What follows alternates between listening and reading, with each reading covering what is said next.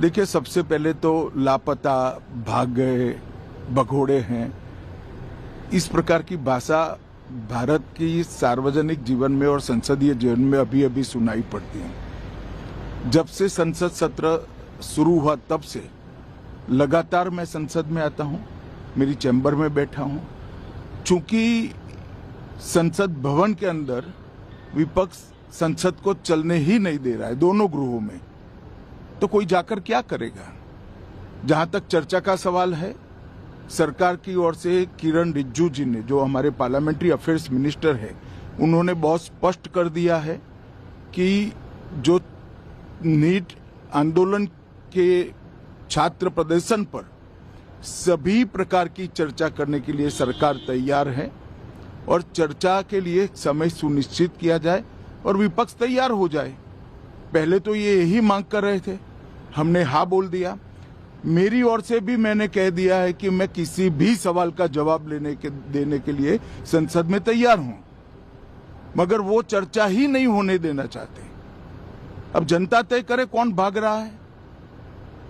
आज भी मैं कहता हूं, आज 3 बजे तक स्पीकर साहब को वो पत्र दे दे।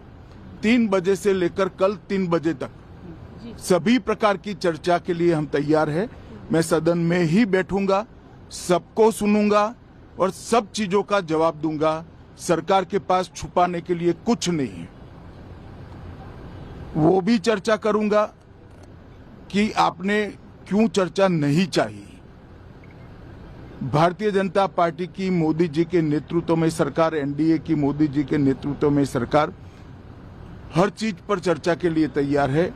संसद वो चलने दे बस। आज मैं चैनलों के माध्यम से इन विपक्ष को कहना चाहता हूं कि आप एक पत्र 2 बजे तक लिख कर दे दीजिए स्पीकर साहब को। 3 बजे से चर्चा चालू कर देंगे और कल 3 बजे मैं जवाब दे दूंगा सारी चीजों का। संसद में चर्चा करने के नियम बने हैं, तरीके बने हैं। अब मुझे कोई कहता है कि आप एक स्टेटमेंट दे दो, इतने गंभीर मसले पर इस तरह से चर्चा नहीं हो सकती है।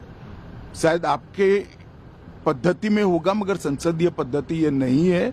संसद में एट लेंथ चर्चा होती है। आज 3 बजे से देर रात तक, जब तक वो बैठे, और कल दोपहर 3 बजे तक हम तो क्वेश्चन आवर भी सस्पेंड करने के लिए तैयार है, अगर स्पीकर साहब अनुमति देते हैं तो। कल 3 बजे तक मैं चर्चा के लिए तैयार हूं। मैं खुद बैठूंगा, हर चीज लिखूंगा और हर चीज का जवाब दूंगा, जिससे देश की जनता के सामने सारी चीजें स्पष्ट हो जाए, दूध का दूध और पानी का पानी हो जाए। अब विपक्ष ने तय करना है कि उनको चर्चा करनी है या हंगामा करना है।